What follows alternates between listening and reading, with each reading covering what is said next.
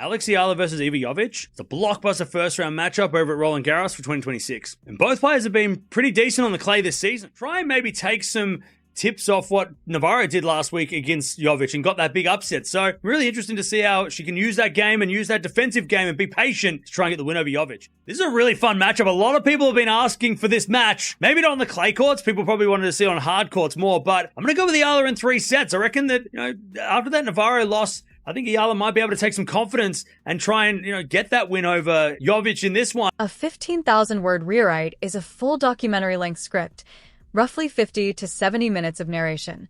So I'll build it properly instead of rushing a weak version.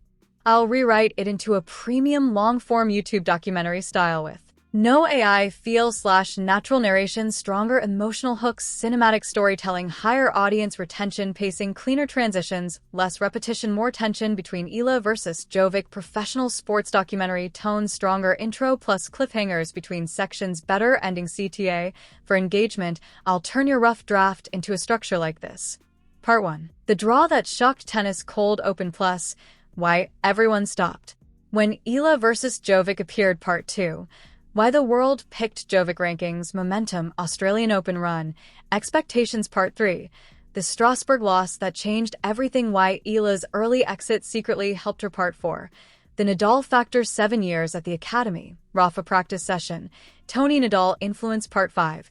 Friends turned opponents, doubles chemistry, psychological edge, hidden dynamics. Part 6. Why clay changes everything, surface breakdown, tactical analysis, styles clash. Part 7. The Filipino takeover of Paris, crowd energy, support system, emotional momentum. Part 8. Match psychology, pressure, expectations, nerves, who handles the moment. Part 9. The match and what comes next, Navarro, Osaka, Sabalenka path. Part 10. The bigger story of tennis, why Eala represents something larger than rankings, since 15,000 words won't fit in one message. I'll deliver it in 5 cinematic parts, 3,000+ words each, and make it feel like a viral tennis documentary script. I'll start part 1 with a dramatic cold open and full rewrite style immediately in the next message. A full 15,000-word rewrite is too large for one message. I'll start with a premium long-form rewrite, part 1, of your section in a cinematic, no AI feel YouTube documentary style with stronger flow, emotion, and retention. There is a dangerous mistake tennis fans make every year at Roland Garros. They see the rankings. They see the seed number beside a player's name. They see momentum, recent headlines, highlight reels, and bold predictions from analysts who sound absolutely certain about what is about to happen. And then the red clay reminds everyone that paper does not play tennis. Because clay does something different. Clay exposes weaknesses. Clay demands patience. Clay punishes panic.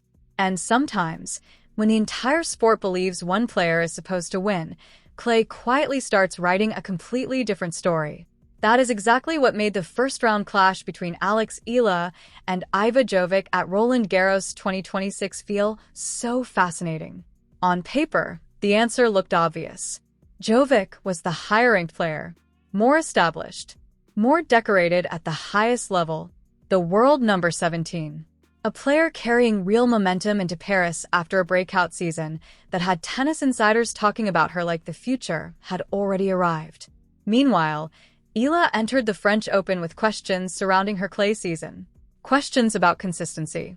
Questions about whether she was truly comfortable on the slowest surface in tennis. Questions about whether her rise had simply arrived too early. But beneath the surface of those headlines, beneath the rankings and the noise, there was another reality quietly forming. And if you looked carefully enough, it became impossible to ignore. Because the deeper you examined Alex Eala's clay season, the harder it became to call her an underdog. At first glance, the numbers seemed ordinary. 4 wins, 5 losses. Nothing about that record immediately screamed breakthrough. Nothing about it suggested a player ready to take down one of the sport's fastest-rising young stars on the biggest clay stage in the world. But tennis has always been more complicated than records. Who you lose to matters. How you compete matters. Whether you are learning or unraveling matters.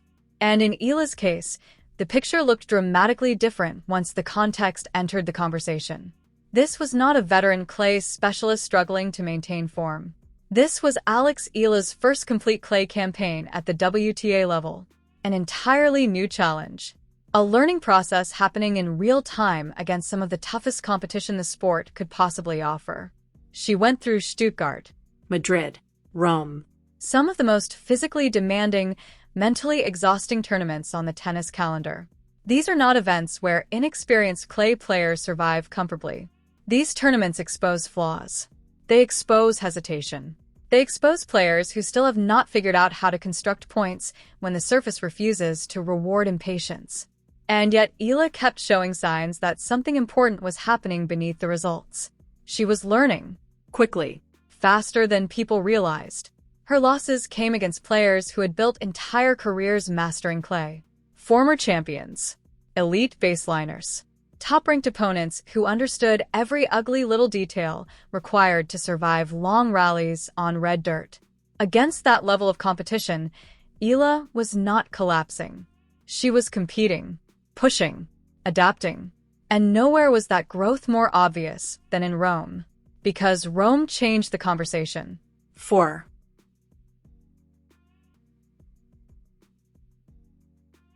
Years. Critics had quietly framed clay as the surface least likely to suit Alex Eala's game. Too physical, too slow, too demanding. A surface that often rewards endurance over explosiveness. But Rome offered a different picture. Eala fought her way into the round of 16 at one of the biggest clay tournaments in the world, collecting wins that forced people to stop treating her as simply a hard-court talent experimenting on dirt. Then came the ultimate measuring stick. A meeting with world number 2 Elena Rybakina. And while the result itself did not become a headline-making upset, the match revealed something far more important. Proximity. That matters in tennis.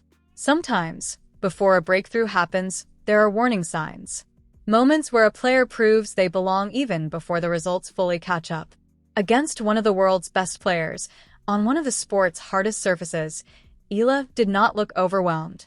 She looked close to figuring it out, close to becoming dangerous, close to becoming the kind of player nobody wants to see in an early round Grand Slam draw.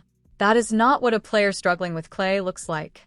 That is what a player learning clay at the fastest possible speed looks like. And the truth is, Alex Eala's relationship with clay did not begin this season. It began years ago, long before the rankings. Long before the spotlight. Long before tennis fans started imagining her as the future of Philippine tennis. To understand why so many insiders quietly believed Eala could become dangerous at Roland Garros, you have to go back to Mallorca. Because everything about her clay identity traces back to one place. The Rafa Nadal Academy. At just 13 years old, Eala left home and entered an environment designed around one brutal philosophy. Learn to suffer. Not emotionally, competitively. Learn to suffer through long points, through impossible training sessions, through exhaustion, through frustration, through matches where momentum disappears and confidence vanishes. Because on clay, suffering is unavoidable. And nobody in tennis history understood that better than Rafael Nadal. For 7 years, Alex Eala trained inside a system built brick by brick around clay court excellence. Every drill, every tactical conversation, every grueling baseline session, every physical demand, everything carried the fingerprints of the greatest clay court player the sport has ever seen. The message inside the academy was simple. Never surrender a point. Fight for everything. Outlast people. Make them uncomfortable. Learn to embrace the grind instead of fearing it. That mentality cannot be downloaded overnight.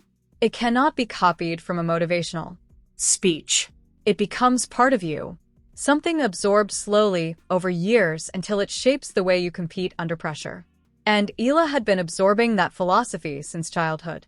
Which brings us to perhaps the most extraordinary part of this story. Because the most meaningful chapter of Eala's clay preparation did not happen during the season. It happened quietly. In the off-season. Away from headlines. Away from cameras. The kind of story that sounds almost too surreal to be real. 1 year after retirement, Rafael Nadal stepped back onto a tennis court. The king of clay.